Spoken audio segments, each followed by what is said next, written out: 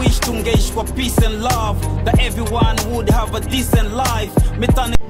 Bana, bado Ibra anazidi kuonekana kwamba kile ambacho alikifanya kwa mwaka 2024 hakuwa amebahatisha, baada ya kutoa ngoma moja ambayo basi ngoma hii ni ya DJ7 akiwa ndani yuko P Mawenge pamoja na yeye Ibra. Kipande cha Ibra kimeonekana kwamba ni kipande ambacho alikuwa yuko very serious, alikuwa katika hali ya upole, alikuwa katika hali ya utulivu, akapita na verse na beat la hip hop. Lakini mimi bado ninasimama na P Mawenge, namna ambavyo mwamba ameanza katika ngoma hii ya kwake DJ7 inayoitwa Peace and Love.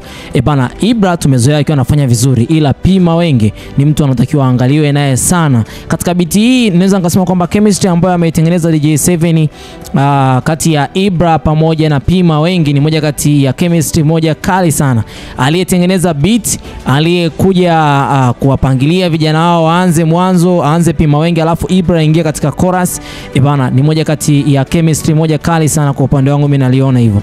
Japo wengi wetu tunasema kwamba Ibra amefanya poa. Sawa, Ibra amefanya poa na tumezoea akiwa anafanya poa. Kwa mwaka 2024 alituthibitishia hilo, lakini kwa mwaka 2025 pia anazidi kufanya poa siku hadi siku. Ila tusimsahau P Mawenge. Yeye pia alivyoanza katika ngoma hii, naweza nikasema kwamba anapaswa pia naye apewe maua yake. Nimeona moja kati ya interview iliyofanyika pale Crown Media, walikuwa wanamuongelea sana Ibra na kusema kwamba Ibra amefanya poa sana katika ngoma hii, na mimi nilichokuwa nimekiona katika ngoma hii kuanzia mwanzo ni P Mawenge alipoanza.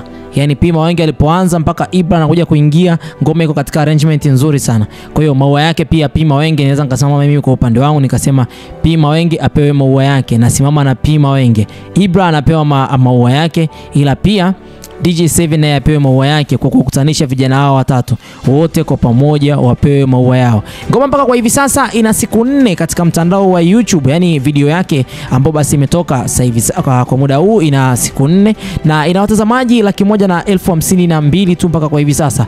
Ila ni moja kati ya ngoma ambayo inatazamwa sana na inasikilizwa sana.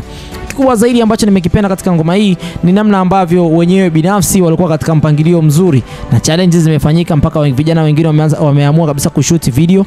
Ila pia bila kusahau katika ngoma hii ipo nambari 13 katika trending videos katika siku ya leo ambayo ni siku ya tarehe 8 mwezi wa 4 mwaka 2025. Inaonyesha ni jinsi gani ambavyo basi vijana wanapambana kuonyesha kwamba taifa lao wanalipigania katika swala zima la burudani. Kiwanda cha burudani katika nchi ya Tanzania kwa hivi sasa kimekuwa kikizalisha vijana wengi sana ambao wana vipaji.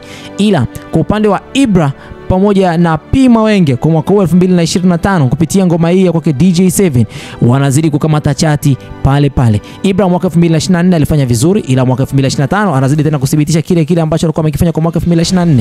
Sijui atafika wapi na tujui wapi atakapoenda kuishia. Basi mimi nafikiri kwamba sitakuwa na la ziada kwa muda huu. Ni haya yaliyojiri katika mitandao ya kijamii. DJ7, P Mawenge pamoja na Ibra. Bye bye for now.